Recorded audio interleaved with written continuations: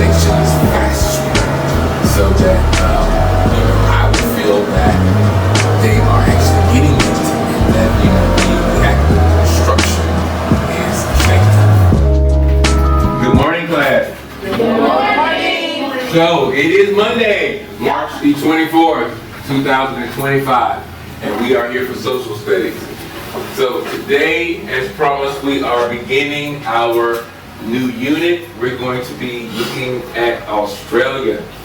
So before we get started, does anybody know anything about Australia that they would want to maybe share with us? Anthony? They got a lot of kangaroos. They have a lot of kangaroos. They do have a lot of different animals. Victoria? They have some of the most dangerous animals. That is true, Amir. They have one of the most poisonous snakes. They do. Remember what it's called on one of the times? Because there's a lot of them actually. Isn't there a crocodile? Well, yeah, that's a rattlesnake, and the rattlesnake down. Get giant. Kangaroos and barcodes. Yes, they have body makeup, kind of like a little body makeup. Good information. So we know a little bit about Australia. So what we're going to be learning for the next, we have 4 weeks. We're going to be learning for the next 4 weeks is about Australia and how it became Australia. So we have a picture. We're going to look at our standard. Would someone like to read our standard for us? Olivia, you can go ahead. Explain the impact of English colonization on current Aboriginal basic rights, health, literature, and language. Awesome, thank you. So, a few words I want to check to make sure we know, and that is colonization. We know who the English are. What language do we speak? English. So where did that language come from? England, yes, good. So we know who they are. The next word, colonization, let's refresh. So do we know or remember what colonization is? Kennedy. Taking people without Okay, taking people or taking over people, that right again, did I see your hand? What would you want to contribute to that? Okay, that's all right, yeah. So I like what Kennedy said. I'm going to add something to it, and that is when you colonize, you bring certain things with you, which brings me to my demonstration. And we see our goal. This is our theme or our topic for our lesson today. What does this say? Take over 101. What does it mean to take over? To dominate. Dominate. Yeah, that's a nice word. Yeah, dominate. What does that mean to dominate? Like have Make something yours. Okay, thank you, Tamara.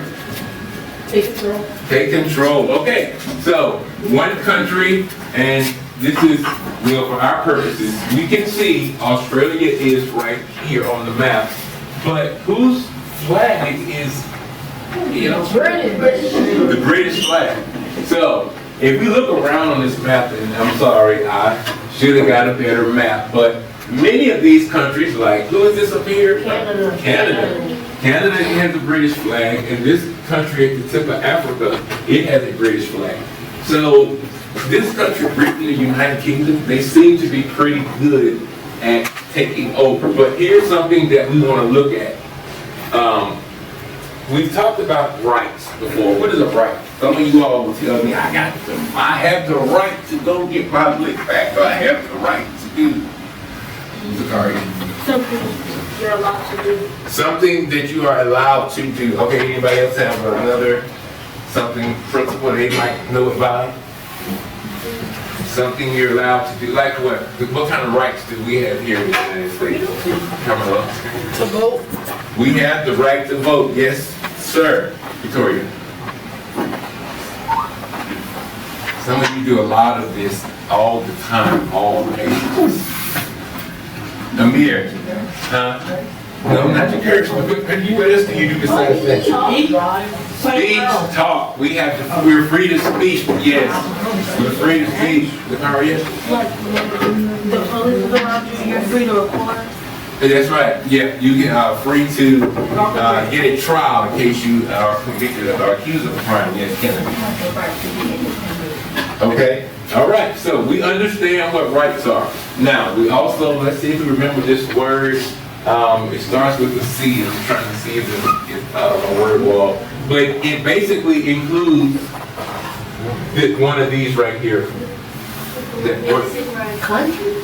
Health. Not country, but it has language, beliefs, Culture. culture. Okay, so here's something that we need to refresh on. And what we're really looking at today is, we know initially the UK took over, they came, they got in their boats, they sailed around Africa and they found that land. But we know, we will learn, there were people that were already there called Aborigines. So we have something that we're gonna do, and this is gonna show us or demonstrate what it means when we say culture. So these are purple ribbons that I found in this closet. So I decided I'm gonna use them, but here's how culture will work. I'm gonna go and I'm gonna give one of these ribbons to random people. And what we're gonna look at is, I'm gonna ask a few questions and then we'll see if we can kind of understand. So let's just say that this purple ribbon represents language, because that is one of the things that they had. When you come into a new country, and it's a different language, you don't understand that language. But one thing that the Aborigines had was their language. So let's just say this is my language, purple language. So I'll leave one here. Leave one over here. So initially, what is my language doing? Everywhere that I go, what am I doing? So everywhere I stop, what am I doing? Able? Huh? I'm leaving bits and pieces of my language. Have you all ever kind of wondered about how some people will, at this table, they will pronounce words differently? Like some people will say tomato, some people will say tomato. But it's still the same thing. You know what you're looking for if you go to the grocery store. That is a word called dialect. We'll get more into that later. But so let's look around. So when we started off, I had all of the purple ribbons in my hand. But now when we look around, if you have a purple ribbon, hold it up. Wow. So I walked around the entire room. What did I do with my language? To each table that I stopped at, what did I do? What's the word that we could say, maybe you to describe that? Victoria? You spread. We can say spread. What else? Amira, pass around. What's another word? Kennedy?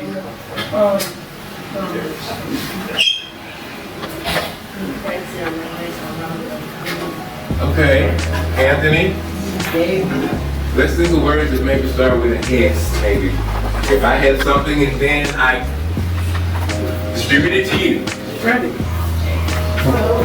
So, no, it was free, I didn't charge you.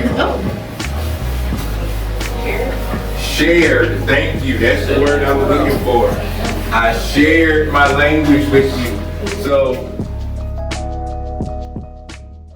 checking for understanding. You must spend time with your students after you deliver the instructions and they've begun working. You must spend time going around to each one, going back over the directions. I find myself doing that quite often, making sure they understand the expectation and what the desired work product is supposed to look like, or get a confirmation of that. I feel that after academic delivery, taking time and to go to each group, even your ELL learners, even though there may be a slight language barrier there, go to them and have become the best of your ability, have the conversation with them to ensure their understanding.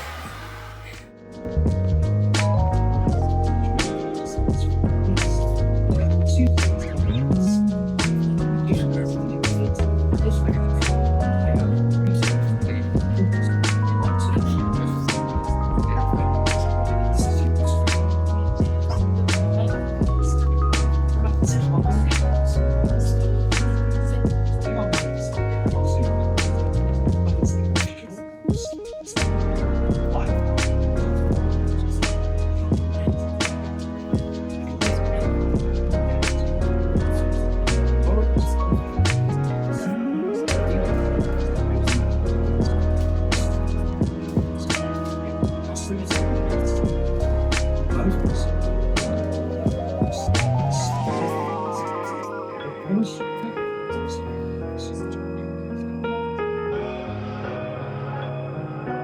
will have stations today so that we can go ahead and make some better connections as far as learning, again, why the British decided that they wanted to take over Australia, what the benefit was for them. So each team, we will be in our groups, our assigned groups. So each team will have different games at each station.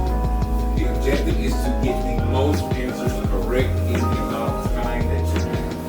So one of you, when you get to the station called Wild Card System, you have to choose a number between 1 and 5. Again, I would choose go 1 and 5, and then we'll flip a coin to see who goes first. And if you win, I'll tell you what your number leads to. But you have to know these because, again, they're in trivia form. I know the answers. You may not. So our next station is going to be a video station. And what we're going to do is this. There are, I'll put the link. So we're going to look at some of the cool animals in Australia. Because they really have, I don't think we have any kangaroos here in the United States. They're not, I don't think so. But we get to learn about if kangaroos are mammals or not. Somebody's very confident. Okay, we'll see. We shall see. We have video. So when it's your group station, you will be here and you will be looking at the video.